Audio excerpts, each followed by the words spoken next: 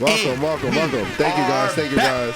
Welcome back everybody. to the Free Gems podcast, ladies and gentlemen. You got G's here. You got K Single to my right. Here. Listen, it's the Free Gems podcast, man. Episode 94. We're starting off the top of the new year, man. 94. Listen, it's only been like a week into the new year. Yeah. It's been getting crazy. Everything's up in flames. Yeah. Hollywood's up in flames. Yeah. The courts is up in flames. Yeah. Music industry. It's going left and right. It's been a crazy year so far. We're only 9 days in. It's been a week. Yeah. Listen. 2024 starting off on a crazy note. Yeah, all right. So, I think we got to get straight to it. The elephant in the room is so I know you watched it because I was watching this shit live. Katt motherfucking Williams. Yo. Let's talk about it. Katt Williams shook. He shook the table. He had the internet in the chokehold for he's still people are still trickling their responses and stuff. He put the industry on ice just now. Listen, if you go viral in 2024 and people are talking for you for more than 2 days, that's a different level of viral. That is right. Everything's microwave. Everything's so quick. Everyone's here today, going tomorrow. Right. Hold on, I'm about to sneeze. Nah, you good. Yo, nah. But Katt Williams, man, for those who don't know, Katt Williams went on Club Shay Shay. Well, everybody who's watching this or listen, they absolutely know. Bless you.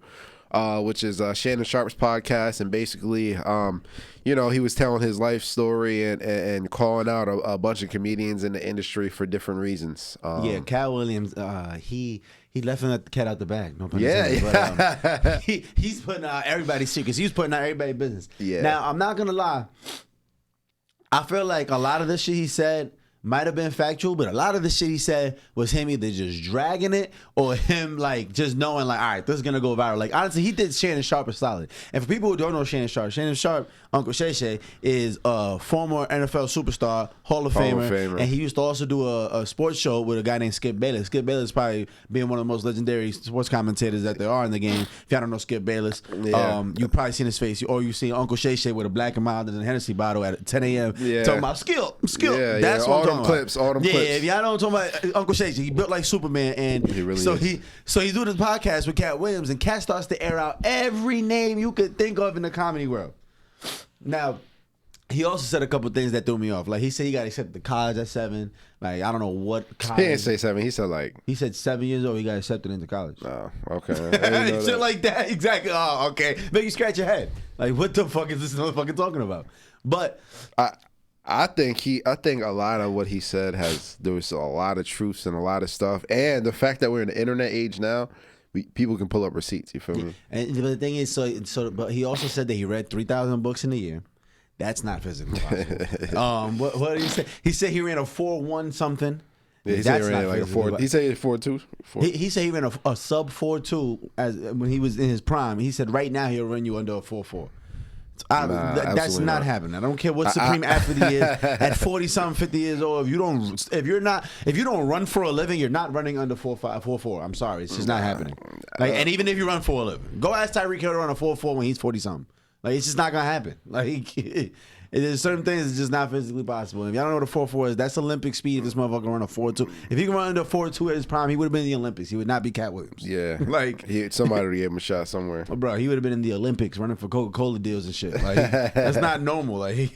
So just to give that perspective, that's how I knew he was lying about certain things. But like you said, it's the age of receipts. And he, one of the first people he took big aim at was Cedric the Entertainer. Yeah, Cedric for stealing jokes, and did you see the clips?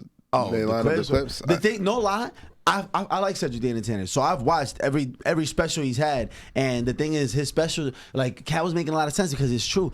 I have to go you have to go hunting for them. I have to really go hunting for a Cedric the Entertainer special, and it's normally a 35-40 minute set, which isn't a normal special. A special is at least an hour 20 minutes. Hour and a half is a little. It's up there, but hour and a half. But Cedric. So I'm realizing, Cedric doesn't have any real deal. He has 2 real specials. And can't find them on Netflix or Tubi. Yeah, no. But he's not lying though. I remember when I was watching this as a kid, I remember noticing he stole some jokes. The ones that he named weren't the only ones, but it's kind of pointless for me to reference the ones that I'm thinking off the top of my head. But the By My Initials He had Yes. Bomb He has a joke about some country dude, Bomb Initials, and I'm like, yo, I've seen that before. It was from a show that I watched way back when I was growing up, and I'm like, yo, I knew I remembered that because I saw it when I was watching this attendance special. I remember seeing that joke, and I'm like, ain't that somebody else's joke? We call him Bomb Initials. I'm not gonna lie. He said, call him Bob my initials. My name's CJ.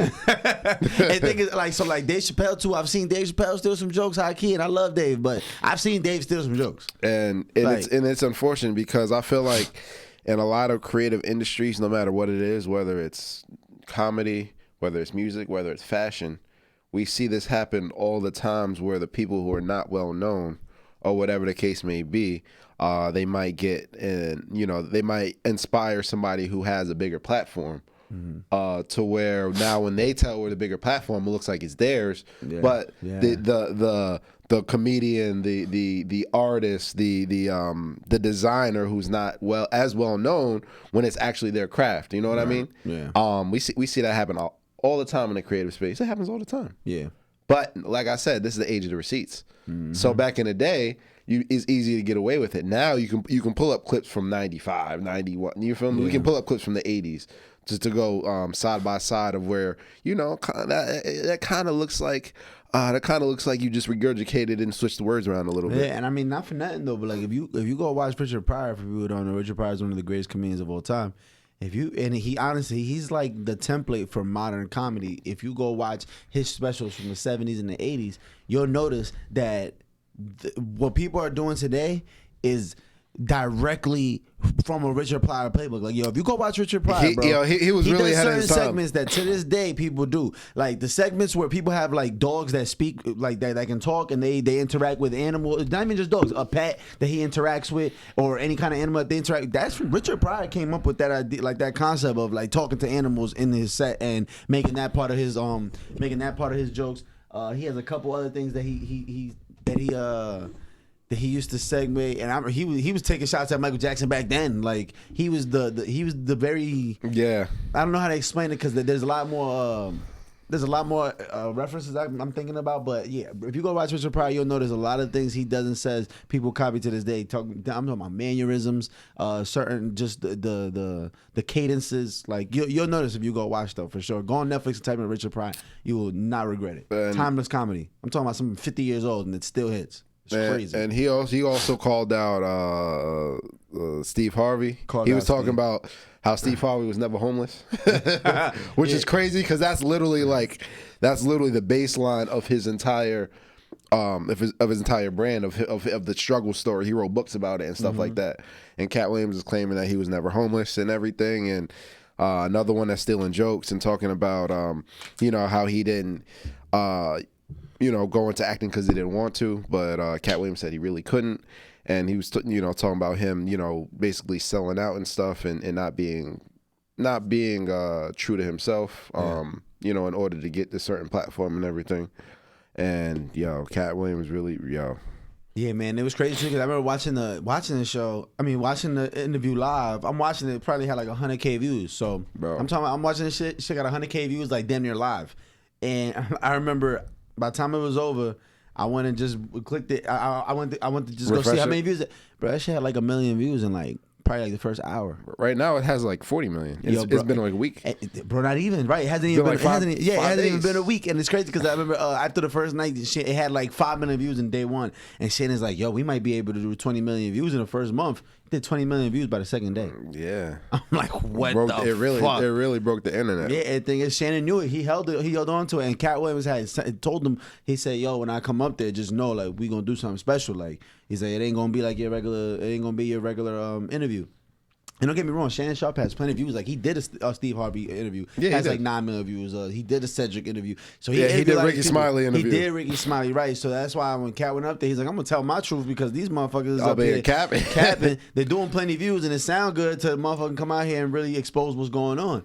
And Katt Williams also touched on a lot of like the foul play we hear about in Hollywood, where it's like shit. Even your uncle had touched on it. Shout out to Tommy because Uncle Tommy was talking about it and he was like, listen, man, the way they derailed Ray Davis. Yeah, the way they did get on D-Ray. that horse. Yeah. It's like they force you to do. They try to force you, and it's up to you if you accept it or not. But just know if you don't accept whatever weird old task they asking you to do, you probably won't see that guy succeed to that mainstream level. And you see it time and time again. We see, and it's funny how shout out Tom Wright for coming to do our interview. Who's an actor, and he really touched based upon how Hollywood really has a stranglehold, and you can really be blackballed out of the industry. And it's funny because when you see actors like Debo, Tiny Lister, R.I.P. Yeah. If you know his story and why he's only in Friday, he's known for Friday and like a few other movies is because they tried that with him. He wouldn't do it. So what they try to do? they wanted to put on a dress. Wanted to put on a dress. The goddamn and dress. he wouldn't do it. But I'm saying like it makes sense why we see certain certain people in the industry. What happened to them? What happened to this person? So and so. They've been blackballed from the industry, and then we see all these other people who are not forced upon us, but they're everywhere. Yeah. It kind of makes sense in that term. And we talk about what happened with Monique, how she was blackballed after after she talking about her integrity and everything. It makes sense. It makes so much sense why we don't see her as often. Yeah. And while we see so many other people as often, and we don't see as many other people as often. Yeah, because they weren't willing to play ball. Yeah. And that it is fucked up because you see a lot of big comedy names. They don't get the opportunities that you see. Like how many times they put Kevin Hart in 4 Ice Cube movies. Yeah. All different genres, all different brands. Like it's like, bro, how come? Like I understand a lot of times when it is that when they take one black comedian and he has like an era. Yeah. Like Richard Pryor was the first. Eddie Murphy had his turn. Then it was like then Martin Lawrence came in and was like the next big thing because Eddie Murphy had a long ass run from the 80s to the early 2000s. Yeah, he did. Then Martin Lawrence took over. Came in. And then after Martin Lawrence, I know I'm gonna be forgetting some. There was Chris Tucker and Martin Lawrence. They were like around the same time. Chris Tucker, Martin Lawrence, and then everybody they have a face. They have a face of an era right that they constantly push out there. And but it's like, why can't other actors other black comedians or other black actors have gotten these roles? It's like, nah, only the ones that play bull. That's what you know what I'm saying. Those are the ones you see rolling. And he called out Kevin Hart for that exact thing. He called the Kevin Hart an industry plant. Because it's like that's the definition of it. Is like you don't even have to work for these opportunities as long as you're willing to play ball behind the scenes. As long as you're willing to do what they're asking you to do and accepting these weird tasks they might be at. They might need you to put on a dress. They might need you. He talking about Harvey Weinstein offered to suck his dick in front of his agency. Yeah, that was the wildest shit I ever heard. I'm like, is this facts? Because it could. But see, we want to believe that because we hate Harvey Weinstein. No, it's not about Harvey Weinstein. But Harvey Weinstein represents the bigger Hollywood in general. They feel untouchable. Remember with Terry Cruz's story? Yeah. You feel me? He got touched and I forgot which executive came and groped him in front of everybody. Was it you feel me? I don't think it was Weinstein. But I'm saying that the fact that they have so much goal and so much power, they feel like they're invincible. Yeah. So I'm not saying nobody was there, nobody knows, but I'm that's not out of the realm of something ridiculous. We got the Kevin Spaceys of the world, all of them, and they have so much power. And it's crazy because we're looking at it from an outsider perspective.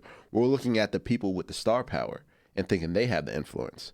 No. You're given that influence. We have this opportunity for you. What are you going to do for it? And I feel like the execs in Hollywood in general have they power trip. They might have a humiliation king. They probably get together like, what ridiculous things can we make this guy do? What are they willing to do? Are they willing to do? And then somebody who's not, okay, boom, we'll move on to the next, and then we'll drag him and we'll drag them to the top.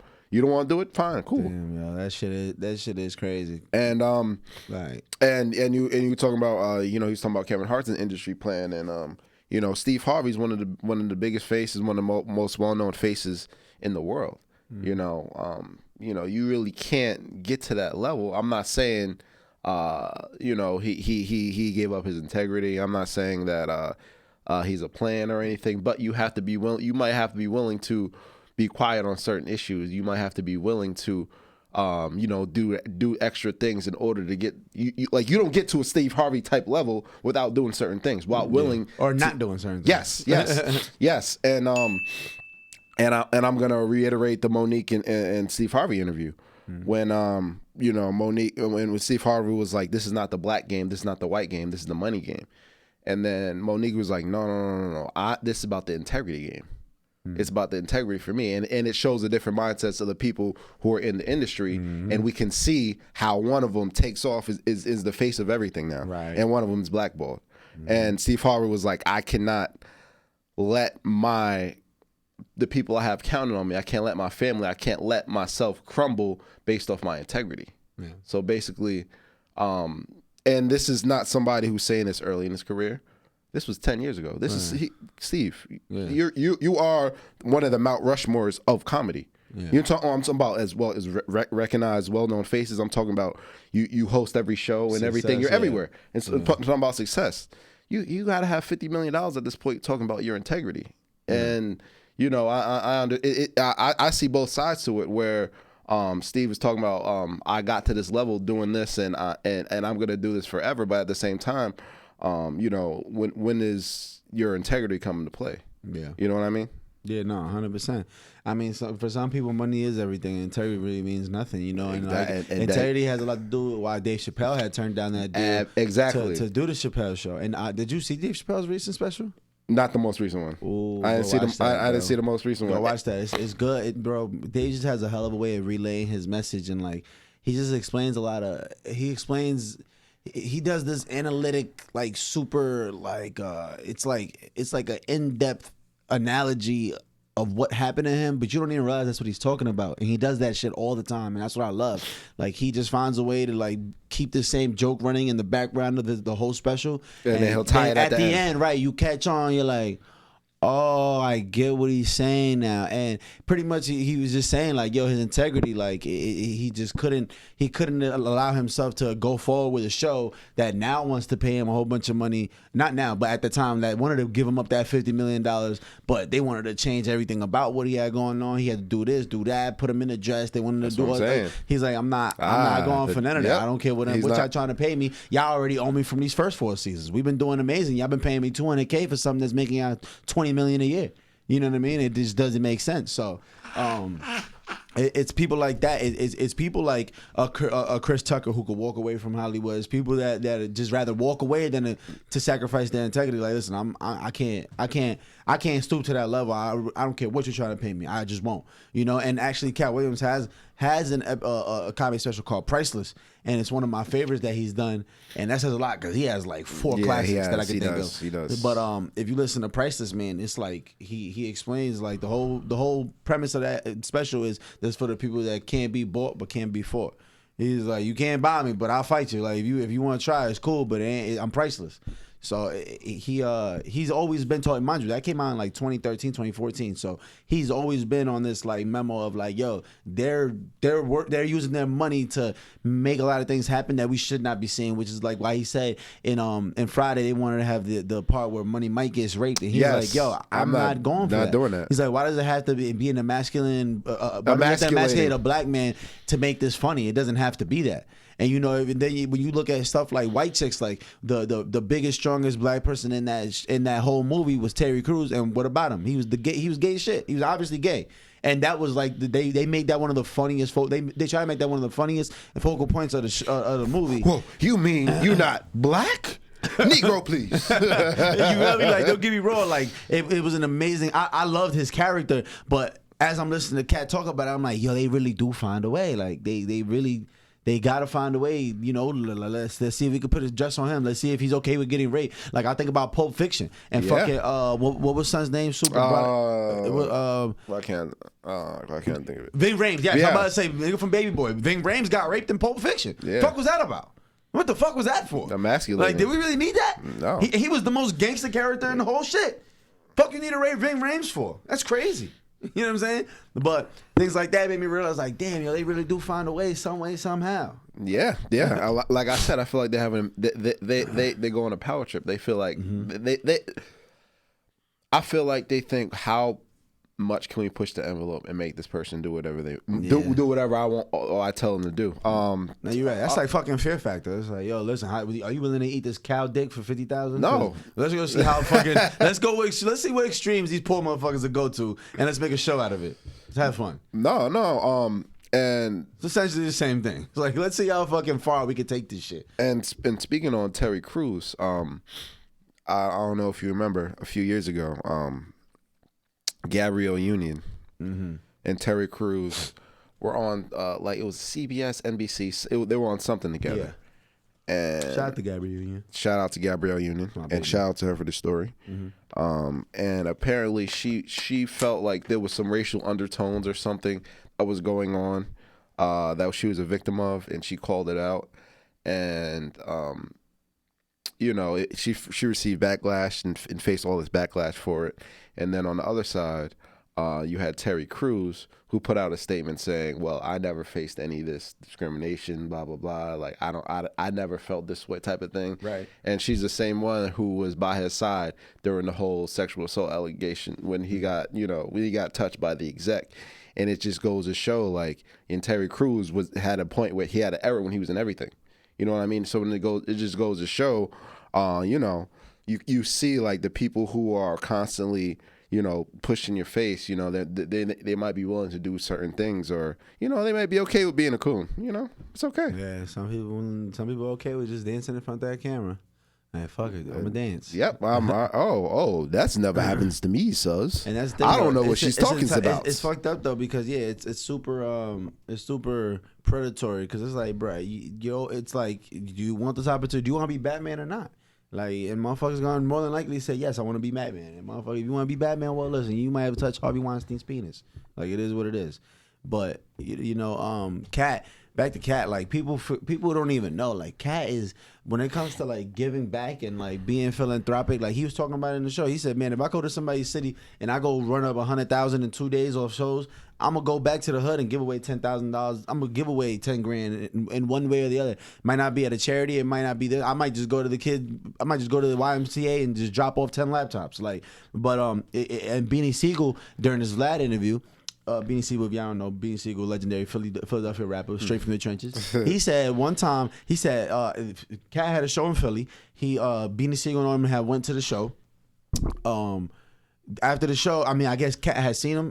They saw him in the crowd, cool, whatever. He said after that, Beanie was in his hood. Nobody spoke to Katt. You feel me? Besides a head nod during the show. Yeah. Cool. He said after the show, Katt Williams shows up to his block in an all-black Suburban with 2 security guards. He said these motherfuckers just pull up and he's chilling. And as he's chilling, he's talking. This is 06, 07, like this is prime Katt Williams. Yeah. He said he pulls up to his block after the show and he's sitting there chopping it up with them, just on some hood shit, just casually chilling, big black Suburban behind him. He says slowly people start to swarm around him, like seeing who he is, and he starts talking to certain ones of them. And one lady walks up to him and was like, hey, like, you know, I'm kind of like, they're just having a conversation, and then that turns into her explaining her financial situation, how she's fucked up. And he said, yo, wait right here. He goes to the car. He goes to the car with the security and he pulls out a big ass duffel bag. In his duffel bag, Beanie Siegel said he must have had $200,000 plus in cash on him. And Beanie Siegel being a street dude knows what $200,000 in cash looks like. Cool. He said he takes out the $200,000 and slowly he said he's just $10,000 here, $5,000 here, 15. He said he said Katt walked down the street and up the street looking for people to give that money to. He said he cleared out that whole duffel bag in cash for no reason. Nobody asked him. He didn't tell nobody he was coming there. I didn't hear that story. This is on Vlad. It was you can look it up. Vlad TV. Beanie Siegel talks about Katt Williams. He said he gave away over $200,000 on his street. Didn't know nobody on there. Didn't even know Beanie Siegel. Just pulled up to talk to him. Just like Lil Boosie had a similar story. He said he was like 4 or 5 days home from jail, and Boosie had just did like 5 years straight while he was on death row. Beat that charge on appeals. Came home on his ass. Was living in a hotel with his kids. Literally. He said Katt had a show in New Orleans. He reached out to Boosie's people and sent them tickets to come.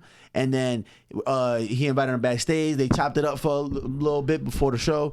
He said after the show, Boosie was hopping in his car. He was as he was getting in his car, Katt ran up to him and like he handed him like a shirt, like a wrapped up shirt, and he just threw it in the car and was like, yo, here, and just walked away, like ran away, like ran up to him, threw it, said, yo, boo, here before you leave, boo.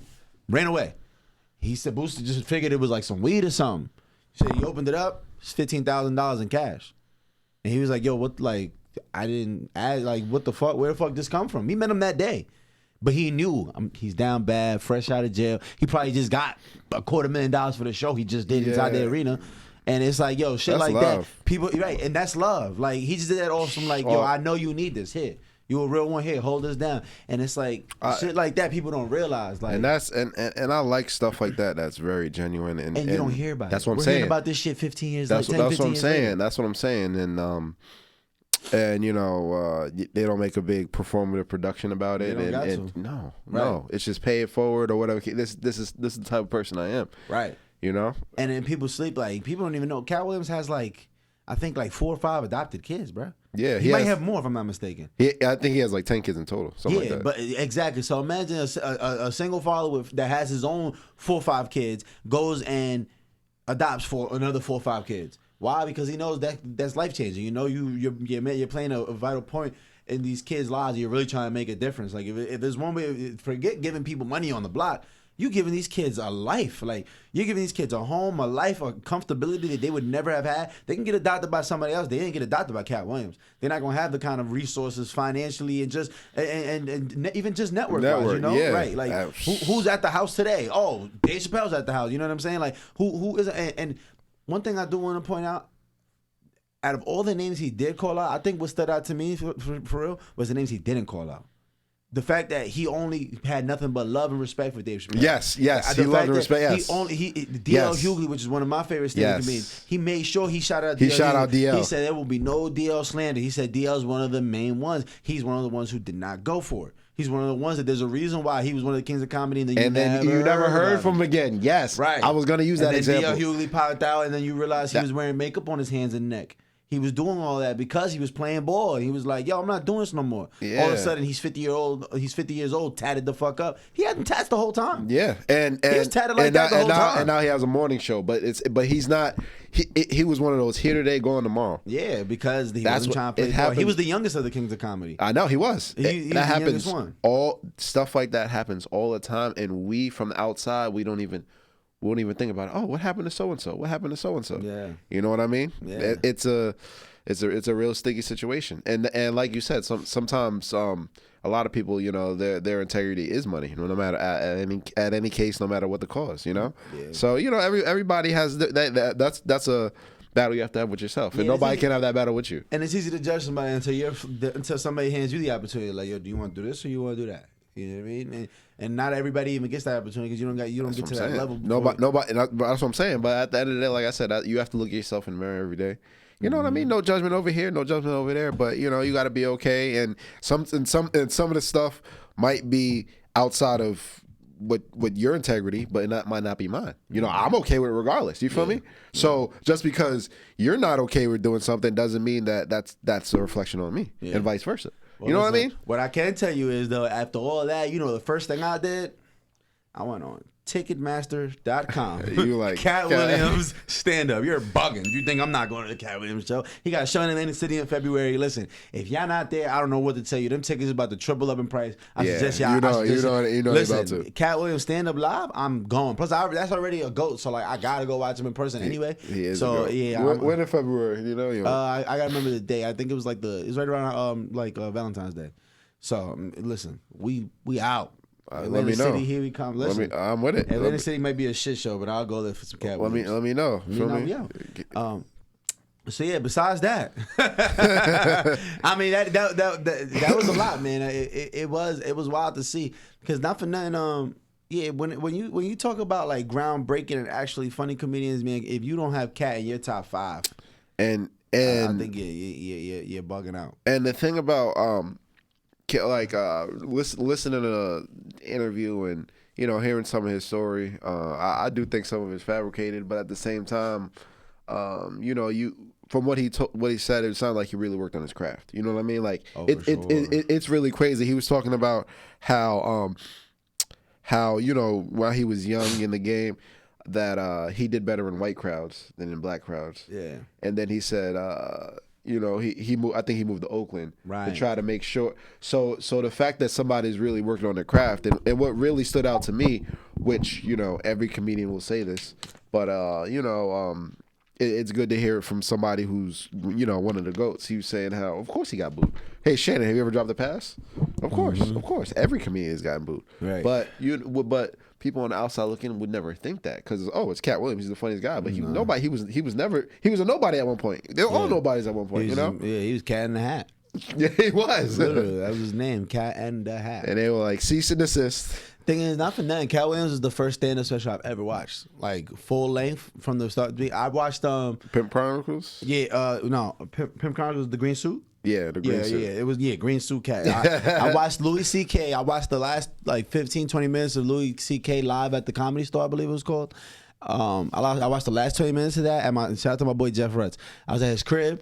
And yo, when I tell you, I could not stop fucking laughing at Louis C.K. Well, yeah, y'all don't know Louis C.K. is. Yeah. He's a white comedian, like polar opposite style of comedy of Katt Williams, but had me crying tears. Very polarizing too. Had me crying tears, and then immediately after that, the Katt Williams shit came on, and I was like, oh, another one? Okay, stand up. Let's do this. That's what we're doing. I'm like 12 years old at the time. When I tell you I've been infatuated with stand up since that moment, I'm talking about 2-3 minutes into that shit, I said, oh my God, it's the funniest thing I've ever watched.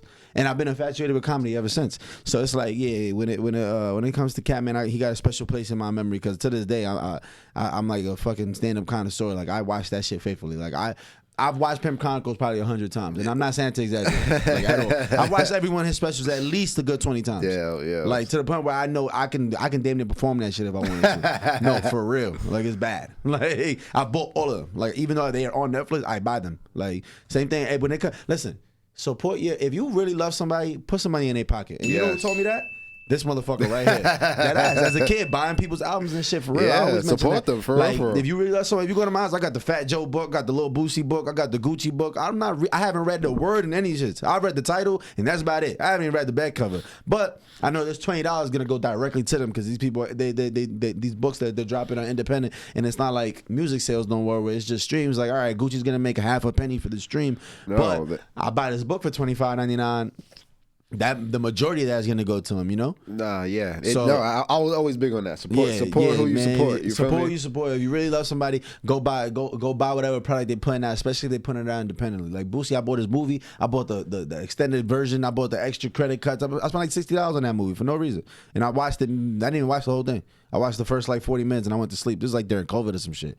And I was like, I'm tired. And I never even got to watch it, but I was like, cool. It's cool with me as long as I got to put this money in Boosie pockets. Like, I'm cool with that. But yeah. So if you love someone, go buy some shit.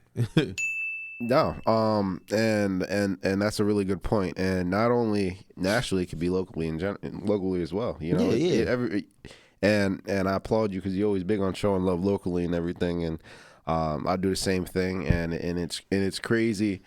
It's crazy how when you look at the local level and people doing what they want to do, it's crazy how people that don't know them always support them more than people that know them. Yeah, you know what I mean? Like always, no matter what industry, no matter what you're trying to do, no matter what it is the people that know you for doing that support you, rather than people that know you as a person. Yeah, I mean, there's a piece of advice for anybody that's starting a business or they're in entrepreneurship. Normally, when you start a new venture, whether you doing lashes, makeup, real estate, tattoos, you cut hair, whatever it is, you might have a podcast studio. The first people that are gonna fuck with you are gonna be the immediate people that genuinely fuck with you. But then that fizzles out.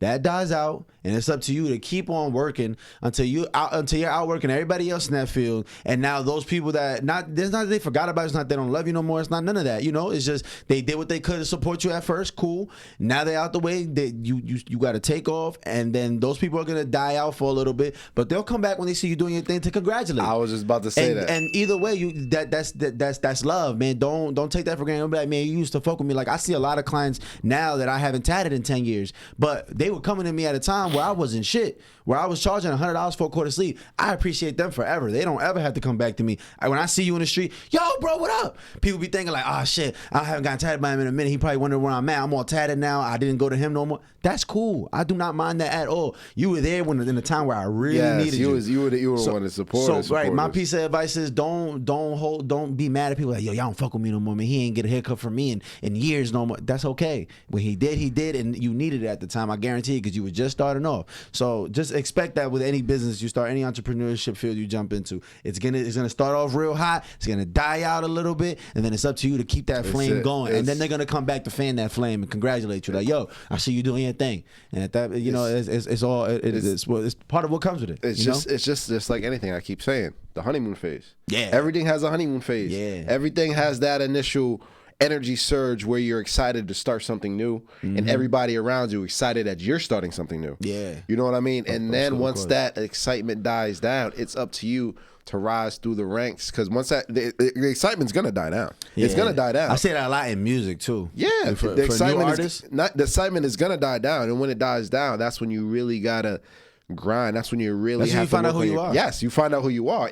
If do I really want to do this, or that I want to do I want to do this for the notoriety? Because you have to really want to do something. Because a lot of people. I didn't mean to cut you off. No. I'm saying a lot of people get into it, get into a venture, whatever the case may be, looking at the end result. They're looking at where they are at every step of the way. And expecting immediate success. Looking at where they are every step of the way, thinking, why am I not there yet? Instead of just putting your head down and do what you need to do in order to get there. And once you're there, the people that supported you early, or the people that were hating on you early, they was gonna be like, oh, I knew he was gonna do that. I knew he was gonna be good at that. I knew he was gonna be good at that. You know what I mean? It's like I said, I see it a lot with music and stuff, where it's like people start off hot. Their first video might do 10, 15, 20K, and that feels like $1 million to a person that just dropped their first single. And then the next 3-4 songs don't touch 5,000. Then a year or two later, they're barely getting 1,000 views, 1,000 plays on these songs, and it's like, I know that's heart wrenching. That breaks the soul, but you can't allow that to break you. Absolutely, you gotta push through that. You know what I'm saying? Like you absolutely have to keep pushing through that, because yeah, man, it could be very discouraging to, like I said, in any field. There's ups and downs in any field. There's peaks and valleys. And like you said, it shows who you really are, and what are you really in it for? Do you want the microwave success, or do you really want to do this? Because that's like, man, expecting to drop 5 songs and go platinum one day. That's like me going to the gym 5 times this month and expecting to have a 6-pack by then. It's like, bro, I didn't even really put in the work. I didn't stay consistent. I didn't do it once I didn't feel like doing it no more. I only did it because it was hot these first couple weeks for me. You know, I was only doing it because I felt motivated in the first couple weeks. Like, do you do it when you're not hot? Will you go broke for this? Will you spend every dollar to go to the studio? Will you go? You know, will you quit your job to be more focused on this? Will you know? It's a sacrifice, and you always hear these stories about people that gave up everything in order to get where they got, and it's like, man, that a lot of times that's what it takes, man, to get to a certain level of success and that pinnacle of where you really want to be. It's a different level of sacrifice, man. There's not going to be anything comfortable about it. It's going to take a lot. And a lot of times people don't even realize the type of sacrifice it is. And I mean, just a real general level of sacrifice is sacrificing your safety and your privacy, where it's like, man, you strive so much to try to be this incredible thing and be super successful, and then all of a sudden you're too famous to even go outside. Yeah. All of a sudden that's what you did it for. But that's what you did it for, that's right? What you did it for. You gotta say, if you're not willing to sacrifice your life, if you're not willing to sacrifice not being able to say certain things, do certain things. Like, I think about like pro athletes and stuff, and like I know we have a lot of mutual friends that are like pros and stuff, people that we generally grew up with, or we were clients or whatever, and like they can't even be themselves on the gram because they're hired by this bigger entity. They got the NFL shield behind them or the NBA logo, and it's like, I can't post what I want to post. I can't be who I want to be. But you got to respect that. That's the sacrifice you took. Yeah, you know, you want to make $2 million a year to fucking run into grown ass men at full speed. Well, listen, you're not gonna be able to say a lot of words that you want to say on the gram. You're not gonna be able to, you can't post this video you smoking weed with your father. Like, you just can't. That's out. You feel me? There's something bigger here. You can't just be you. Yeah, and that's a part of it. And aside from the whole bigger entity, $1 billion, NBA or NFL, when we're talking about more self-employed, just like artists or whatever the case may be, you see that going on all the time. Mm-hmm. You see that going on all the time, and I think that. It's imperative that people are real with themselves and real with the goals that they have, and see how realistic it is, and willing to change it based off it, willing to always change what they see or what they're going for based on the results that they already have, and not get too down on themselves if they don't hit a goal, and being able to reset, or don't set unrealistic expectations for yourself while you're going through the journey. Nah, yeah, that is important. No, for sure. Man, I'm just thinking like, like yo, Katt really lost it. I wonder how this is gonna go for him. Like, But he was already, he was already, you know, he was Hollywood's guy at one point, and then now, you know, I guess he was too real to himself. Now he's not really in that spotlight. But Katt never anyway. had like a major role where he was the lead ever. Ever. He was never the lead anywhere. But I'm saying he was gonna be the next guy. Is what I'm saying. Yeah, you know what I mean. But I mean, you know, he has like a way of like his typecast. I can't. It's hard for me to see him in any other role, but being Money Mike or Katt, right? Being a pimp. I used to think he really was a pimp for the longest. I mean, apparently he said he did. He had his little term of pimping for a little bit, but it was all for survival, you know. Because he's talking about being 13 when he left his mom's crib, and he's talking about he hitchhiked on a fucking on an 18-wheeler with some random truck driver to Florida, from Cincinnati to Florida. That sounds like a great way to get fucking kidnapped. Yeah. You know what I'm saying? So I'm like, yo, what fucking grown man was like, come on, little boy, let's go to Florida? Hell no. Yo, get your ass out this car, boy. Matter of fact, where's your mother? Call your mother. Call your mother. Call your mother right now. You home, motherfucker. Call the police. your mother. I'm not letting no fucking child get in my car and driving him 20 states to the south. Like, hell no. But, you know, who knows? now, as far as the whole, what your opinion on, you know, as far as the whole integrity thing and selling out type of thing, well, what's your stance on it personally, or some people that, you know, that it's not really, they don't really have, you know, that they just want to get to it. I was just about to say that. It's really all a choice. Like, it's a personal preference.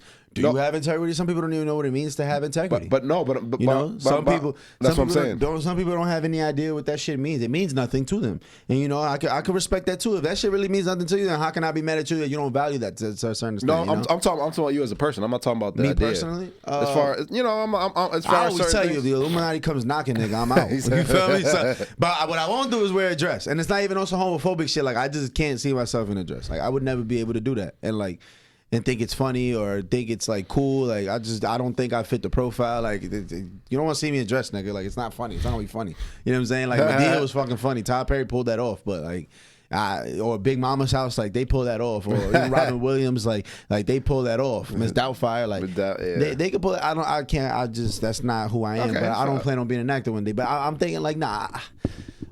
I'm trying to think of an example it would be, but I can't imagine somebody trying me like that. Like, I just don't see it. But you know, and guess I'm what? sure they didn't either. That's what I was about to say. I'm sure they didn't. I can only imagine Katt Williams' face. Like, did this thing just offer to suck my penis? They were all young and hungry and doing whatever it takes, and you know, you see that a lot. Yeah, and that's the sad part, because you know, if they trying these grown ass men, imagine what they're doing to these women. Dog. I was just about to say that. I was just thinking about imagine if they asking Katt Williams to let them suck his penis. Imagine what they trying to offer these little girls and these, you know, these models and these right. Right. It's like, whoa, if you're willing to do that, what boundaries do you think you could push with women who you think are already accepting of those sexual acts you're trying to do, you know? Like, it gets spooky, man. It gets spooky. It gets really spooky. Now, that reminded me. What's his name? Damn, what's his name? Not Weinstein. Epstein? Epstein. Epstein. That I was gonna say that. Is he alive? He is, right? He's dead. He been died. Oh, Ghislaine Maxwell. Did she die too? No, she's still alive. Oh, see, I'm over thinking they just wagging shit. I'm thinking the Illuminati just wagging shit left and right. Thinking about Epstein and the whole Epstein saga and his little black book or whatever, that goes hand in hand, kind of. You know, everybody who's associated with him is quote unquote an elite. Yeah, let's talk about that. Have you seen the list of Harvey Weinstein, of everybody that was on Epstein Island? Yes. First of all, it's all types of niggas out there. All types. Chris Tucker was out there. Yeah, all types. Naomi Campbell. But apparently they was holding business meetings. There's like a log, and I think they said Trump been there like 150 some times in Bill 5 Clinton, years. All that.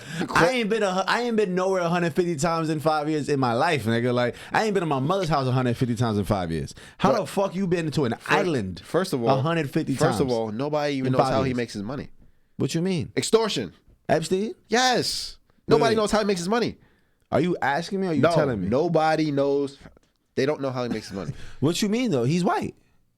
But yeah, That's a good enough way to make money. True. Like he rich. He knows white people that's rich. I don't know. But how they gonna? Did you think they just gonna give you that? You feel me? Like my theory is it's all blackmail. It's all blackmail. You think it's all blackmail? That's what I think. You think Nobody knows how he makes his money. But to get an island off blackmail is crazy. He was like an investment banker or some shit like that. Like his whole thing is finances. Like that's what he got into the game with. Like. And a bunch, I don't know, yeah, a bunch of shit. I don't even think it was like fraudulent. Like, dude just really was like good with money. Like that was like his thing. And through that, he got connected with more powerful people. And through that, he just got a bunch of rich and famous friends. Like they said that, like Donald Trump used to borrow his jet a lot. Yeah, like before his presidency and even during and after. I don't know about during, but I know after he still like, yo, let me borrow the jet. All right, go ahead. Like. Listen, man, you got a jet. You can let people borrow. You're going to make some friends. You're going to make some powerful friends. But to even have a jet and even get to that in that circle, you already got to be. He was already in the realms because I know he when I watched the Epstein Island documentary on Netflix a couple years ago, they were explaining a lot about he was into the art dealing world and he was heavy into like just super high end stuff. You know, that's like. Super high end modeling. There's modeling. There's super high end modeling. You know. Then there's super duper high end modeling. Yeah. What that mean though? That's what I'm saying. That's when they touch you. No, but I'm saying I'm drawing parallels to what we were talking about in Hollywood. How there's a dark side, and then the pinnacle is Epstein. You feel me? Damn. How it's all connected. It's all the same people. Damn. It's all the same people. All the execs. It's all the same people. All the politicians. All the same people. And. It's I don't know if we're ever gonna find out exactly what's going on because I don't think they ever want that to get out, and it's unfortunate. There's a reason why they killed that man in his cell. No, they killed him in his cell for sure. That's make sure. That's what they. I don't believe nothing. I don't believe that. I don't know. I can't. You don't believe he was murdered? Oh, yeah. You know, they could have let him out and say, "Don't say anything." For all I know. Wait, what? As far as they could have let him out his cell and be like, okay, boom. They know he's gonna snitch, feel me? Let him out, but like, just don't say anything. You know, that could be a thing. They killed him. I don't know. So you think it was suicide? No, he definitely didn't kill himself. I don't think he killed himself. So what are you saying? But right I don't know. They said he committed suicide. Oh, are you saying that he's secretly outside somewhere right now? He could be. That's what I'm saying. Oh, he's that powerful. That's what I'm saying. He could be. Nah, they killed his ass. I ain't gonna lie. They killed his ass. They not about to risk him still being out there, especially if he's an extortion artist. If what you're saying is he might be an extortion artist, I don't think that's that's true. You know, I don't think that's right. good. They got you cornered in, gang. You're not at the mansion. A lot of these, nah, a lot of them, who did he piss off? A lot of them. That's the real question. As far as what? Who did he piss off? Because if you that rich, you having your way for that long, you got a whole island with fucking teenage butlers. How the fuck do you end up murdered in a jail cell, son? Like, you had all the power, son. That's like if Trump actually goes to jail, the same situation. How the fuck did you get here? You are a billionaire. You own the whole fucking Upper West Side of Manhattan. Like, how the fuck do you end up in jail? Who did you piss off? You had to hit. I mean, like he's an extortion He artist. Missed the handshake. He shook everybody's hands and missed some handshake, and that nigga took it a certain type of way. Extortion artists. You know, I heard, and I don't know how true this is, that, you know, people would visit the island. They might have recordings of it, and they would use it as blackmail. You know what I mean? That's what I'm hearing. That's what I heard. Yeah, I don't know, like, stuff like that. But they said Epstein Island had a different kind of freak off. Like Diddy had the freak off, but Epstein Island had a different kind of freak off. And it was like, yo, you want to partake? No, all right. Well, we'll see you guys later. It's sick. It's absolutely sick. It's absolutely sick. Yeah, I don't know, man. It's kind of scary, like and once you're in that circle, the people are so powerful. You know what I mean? Why? I wonder why do we associate like the wealthy with such evil, like because automatically though. We don't even give them the benefit of the doubt. I mean, like it's like automatic. Oh yeah, you're over there, cool. Like.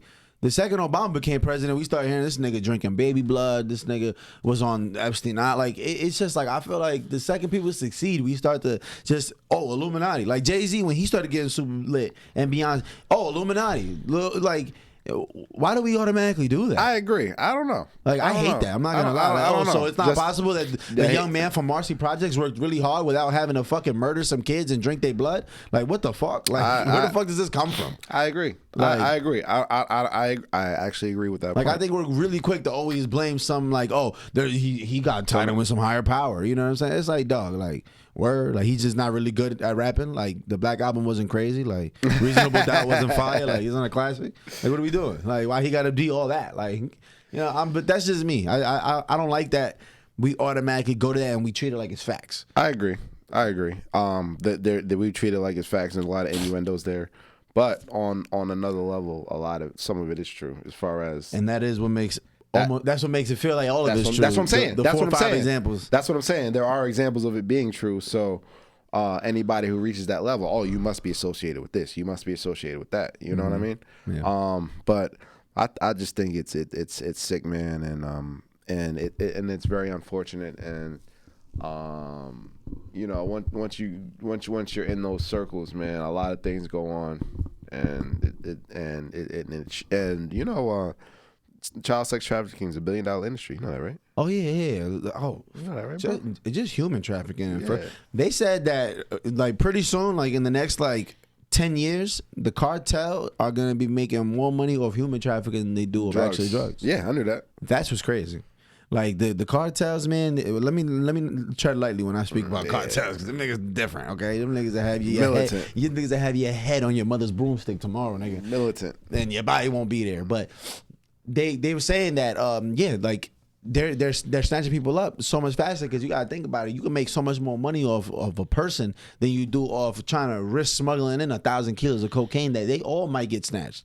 You know, you might try to sneak that in. They all might get snatched. That person's gonna tell. Now, whole plan could be soiled. You go kidnap a fucking child, or you know, let's say there's a family, some family that reached out to some black market buyers talking about, yo, I need to get a kidney for my son. They got me on the wait on some John Q shit. They got me on this waiting list. That's how. It's real. They got me on this waiting list, or I don't have the insurance or whatever it is. Listen, they got me on this crazy waiting list, and my son got 2 months to live. Feel me? They go find a fucking kidney from a kid that looks like he can match that child. I'm just giving a really random example so you can kind of get an idea of how it goes. Now, that kid's kidney is worth whatever that family is willing to pay to skip that line. This family got $30,000. Okay, $30,000 for that kidney. Cool. He got 2 of those. Let's find another family that's gonna need that other kidney because this little kid's dead. Let's get liver sold. Let's go sell this. Let's go sell that. By the time they done sold you for $50,000, $100,000 in parts, which is crazy to think about a human body like this, but they're selling you in parts. You know. You done sold this body. You done sold this organ for $100,000 out this kid. You would have to sell at the cartel level. They gonna have to sell 10 kilos to make 100,000. You know what I'm saying? Because it's not like they're not on the street selling this shit. They're selling 1,000 kilos to make how much profit per kilo? That's what I'm saying. To risk that's wholesaling. And you're trying to bring in a amount of drugs the size of this room, as opposed to just snatching a little boy off the street. You know what I'm saying? You can see where the profit margin is there. And if you get caught with this little kid, oh, this is my nephew. You get caught with a 2-year-old, he can't even speak for himself. Oh, this is my nephew. This is, who is this little kid? He don't have ID. Why? Because he's 2. It's a lot easier to get away with, as opposed to, well, that's how they think. That's how they're putting it, right? It's like, yo, the profit margin is way bigger. It's a lot less risk, believe it or not, because I don't have to try to sneak it from one place to another. I can snatch this kid from wherever the fuck he's at, and we'll, it's fucking sickening. But that human trafficking shit makes sense, man. And a lot of them are being taken even just as sex slaves. Like absolutely. Listen, you go kidnap somebody, you put them on fucking heroin when they're 10 years old. Then now they're by the time they 12, 13, they're a full out zombie. And guess what? Guess who's paying top dollar to fuck a 13-year-old zombie dog on heroin? Motherfuckers like Epstein and them. Think about that shit. These are the motherfuckers that's gonna be, whatever price you got on it, cool. Or you got it strung out 13 and 14-year-olds. They've been sex slaves for the last 2-3 years. Like it's fucking sick, man. It's really so sad. Anybody who's associated with, man. I can't look at them the same. It's really sad too, because man, the cartels, people glorify them so much, but they really are terrorist organizations. Absolutely. And they actually affect America way more than people think. Like this whole fentanyl thing was a plot from the Mexican cartels. They did this on purpose. Like they were. I've been watching this interview. I forget bro's name right now, but he was explaining that we're fighting a silent war right now. It's an invisible silent war, and we don't realize it. And it's been China doing a lot of this shit to us, and China's been doing a lot of it to us through the cartels. Like the cartels are getting all their fentanyl from China. that one of the leaders of the cartel, when they were being hunted out, I forget which cartel because there's multiple of them, and there's multiple of them in Mexico especially, but I forget the exact leader's name, but he has said if the U.S. continues to try to invade Mexico and try to keep coming after us, he said we're gonna unleash the blue devil. He said that like word for word. He said we're gonna unleash the blue devil upon you, and people didn't know what the fuck he was talking about. The blue devil was the blue fentanyl pills. That's what he was talking about. These fake that's what they were saying, and the Chinese cooperated with the Mexicans to get that fentanyl over here to kill us at a rapid pace. COVID, you think it's just by accident? That's just from China. You think that's by accident? That shit came over here for a reason. Like they know what they got going on, man. And it's funny. It's funny you say that about the cartels, man. These people. But at the same time, is you go to some places in Mexico that say cartels are heroes. You know, like that gave back so much. Yeah, they really invigorated or changed the economy. Because they'll change the economy and they'll invigorate that city that they're from sometimes. But even then, those people are in fear, man. They can't even speak out against it. The cartels are the government, bro. They are the government officials. I was just about to connect the parallels. They are the government. The same way dictatorships were like 1930s, 1940s Germany. You couldn't speak out against Hitler. The Nazis are coming literally take you out your home and kill you. Even if you was German, even if you did, I'm not talking about if you were Jewish. I'm talking about if you were one of them and you spoke out against them, you're fucking dead. In DR, there was a guy named Trujillo, another dictator. If you spoke out against Trujillo, you're dead. I'm talking about China today. Talk about that nigga today in school. Tomorrow, you and your whole family will be off that street. China today. Right. But you just pull up, you disappear. North Korea, they don't even got internet in North Korea. But it's funny you say that because I want to parallel the cartels to the government. It's the same thing. Yeah, it is. What's the difference? Especially in Mexico. What's the difference? Because everybody's bought. I'm talking about the American government. What's the difference? What's the difference? You want to talk about people in Mexico will say that the Mexican cartel did so much for them. Us in America here. What are they doing overseas? Yeah. All the coups they've done all around the world, all the intimidation they've done, all the assassinations of leaders. I can go down the list of all different countries and stuff. What's the difference? What's the difference? No, you're right. What the Mexico cartel? What's the difference? No, you're right. What's the difference? We are the biggest gang. We are the cartels. The only main difference is the gruesomeness that the cartel operates with, where they got that fear. The cartel does things. Have you been overseas and see how other people perceive the American government? Well, see, what I'm saying is the American government tries to keep an image up where the cartel will literally snatch up 90 workers. What's worse, the image or the reality? What's worse? I think the image is worse. Well, I think the image is a lot trying worse. to keep up a good image and knowing that the reality is something dirty. I think that's a lot worse. I mean, I think they're both on the same. They're both on the same thing. They're both terroristic organizations without realizing it. I mean, without us realizing it, but that's what it is. Like it's terrorism. It's fear. They're instilling fear. America just paints this picture that we're doing it for defense. Defense. But playing defense. That's what I'm saying. Playing offense. The cartels are doing it for the scare and shock factor. Yeah. We're doing that under the table. We're doing this in the name of justice. Damn. It's just two sides of the same coin. It's just two different ways of looking at it. You know, you can look at Libya. You can look at an Iraq and Iran. You can look at Kuwait. You can look at I can keep naming countries. Yeah, nah, word. Damn, why can't I think of this?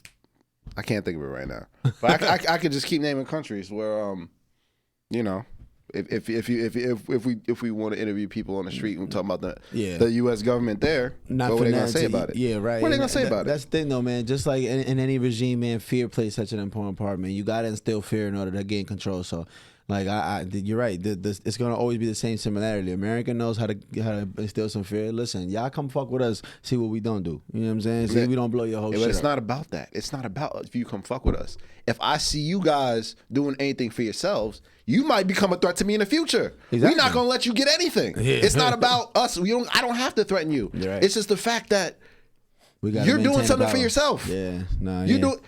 How are you gonna? How are you going to tell another country has a way of operating and doing things, right? Mm-hmm. You're gonna say, oh no, you can't do stuff like that. who the fuck are you telling me what I can't do in my own country? No, we don't like the way you're running things in your country. Hey, listen, I don't want to say it's right, but what I do know is, man, that history repeats itself is real, and there's people that are making these decisions that are way above our pay grade, and they can see 100 years down the line. Literally, they can see 100 years down the line. Where we thinking about immediate, and when we're talking like this, but don't get me wrong. If we didn't put some of the preventative measures, who fucking knows? You know? Who fucking knows? Yeah. Who's to say? If we don't step in, what's going to happen? That's all I'm saying. If we don't step in, who's to say what will happen? We not trying to find out. That's what America be on. We ain't trying to find out. We see y'all niggas got this shit going on here. We about to stop all of that, nigga. Stop all of that shit. Y'all niggas is bugging out. We see what happens when y'all get some power. Y'all throw planes in the buildings. We not having none of that. When the fuck we start doing that? You know what I'm saying? Like, America don't play. Like, y'all niggas is bugging. Cuba start throwing niggas about missiles. All right, watch how we blow up the whole Cuba, nigga. Talking about y'all got missiles. Yeah, we got something for you, nigga. Don't worry. Don't worry. Don't fucking worry. They can't even have. That's my point. They can't even have them.